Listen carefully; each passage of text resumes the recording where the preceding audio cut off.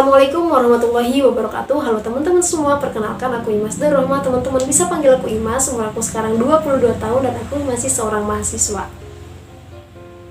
Jujur aja, ini sebenarnya kayak sebuah spontanitas saja. Nggak tahu kenapa tiba-tiba aku pengen share ke teman-teman semua tentang bagaimana pengalaman aku setelah aku mengamalkan sholawat. Dan dengan wasilah sholawat tersebut, hajat dan semua impian aku terkabul dengan mudah, bahkan dari jalan yang tak disangka.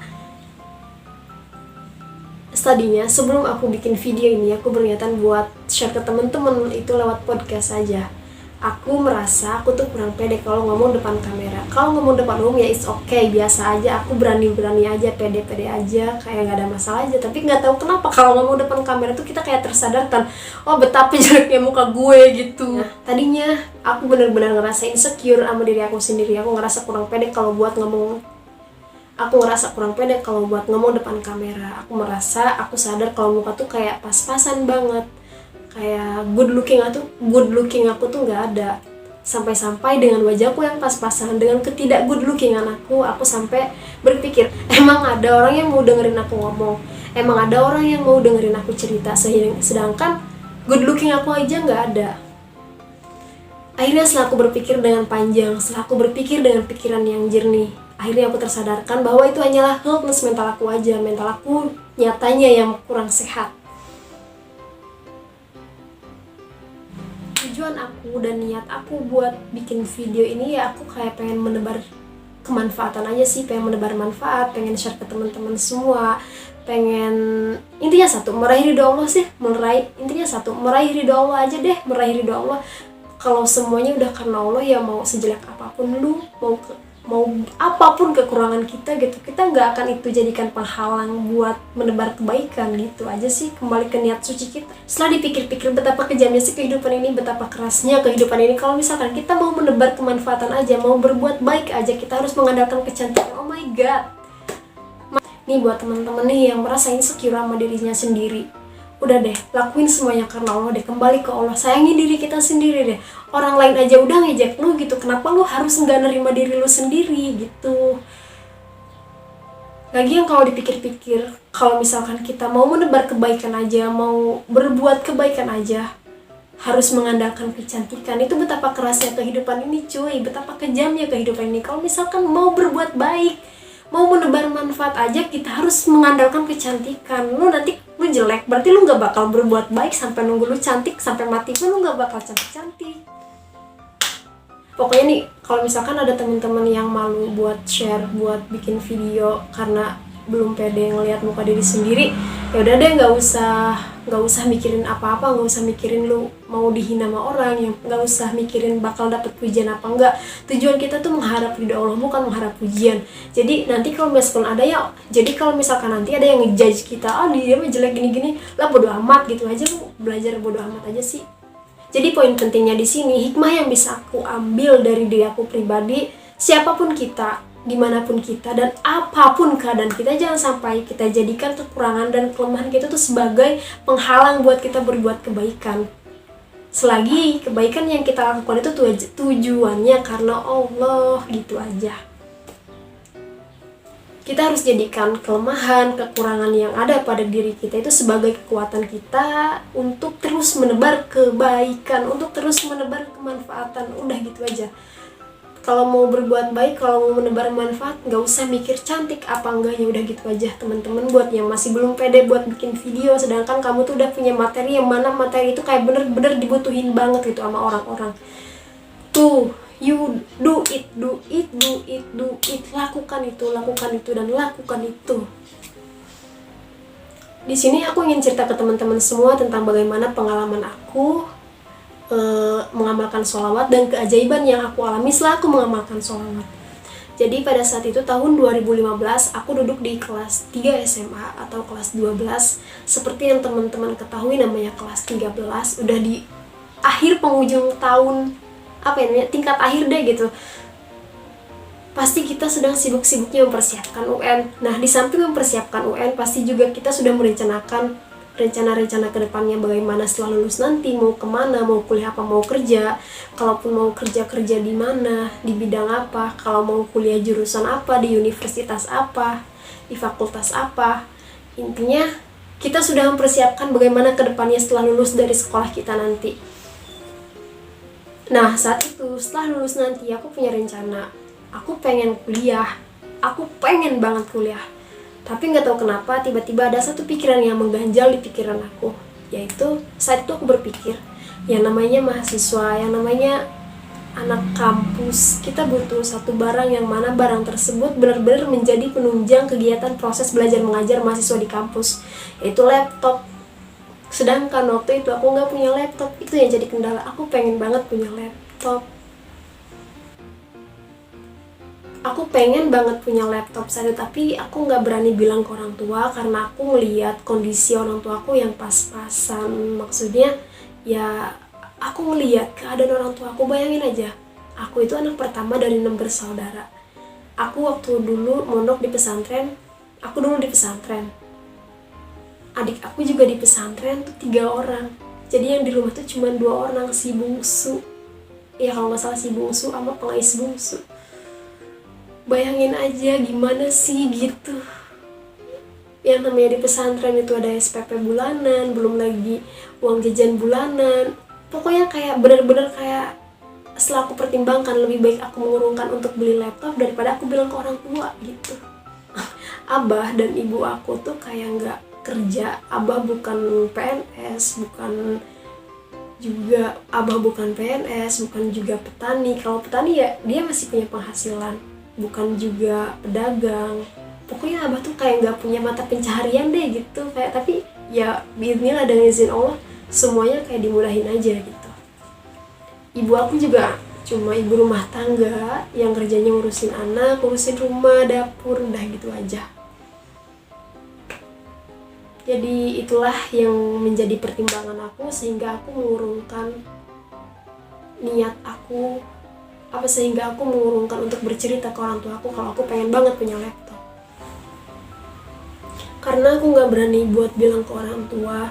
Jadi aku cuma bisa mendamnya dalam hati aja dan menyelipkan keinginan aku buat punya laptop di setiap doa, sholat aku. Aku cuma bilang ke Allah, ya Allah, aku pengen punya laptop. Tapi aku gak punya uang dan aku gak berani bilang ke orang tua aku. Gimana caranya aku pengen punya laptop ya Allah? Engkau maha kuasa. Aku setiap doa pasti bilang begitu. Hingga akhirnya pada suatu hari Allah benar-benar mengabulkan doaku dari jalan yang tak disangka-sangka. Bukan cuma dari jalan yang tak disangka, bahkan dalam waktu yang cepat Allah langsung ngabulin doa aku bahkan sebelum aku lulus. Pada saat itu aku ingat banget, saat itu aku habis sholat asar berjamaah kan bareng temen aku di masjid. Nah di pondok aku itu waktu yang lenggang, waktu yang senggang buat kita gitu, waktu santai buat para santri di pondok aku tuh itu waktu habis asar. Jadi habis asar tuh aku tuh kayak ngobrol-ngobrol, cerita-cerita bareng teman aku cerita ke teman aku pengen punya laptop tahu, tapi aku nggak berani bilang ke orang tua, gimana dong gitu. Dan akhirnya ya udah sih, kalau rezeki pasti ada aja, kata teman aku bilang gitu kan.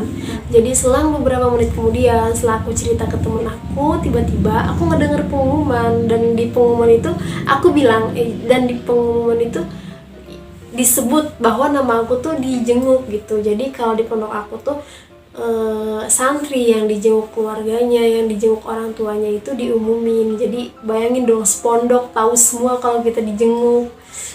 Jadi sesampainya aku ke tempat besuk, aku nggak ngelihat kalau misalkan di situ ada orang tua aku nggak ngelihat orang tua aku, tapi yang aku lihat 2 anak kecil yang nengok aku, dan itu adik aku, cowok dan cewek ya, Asep sama Kori namanya.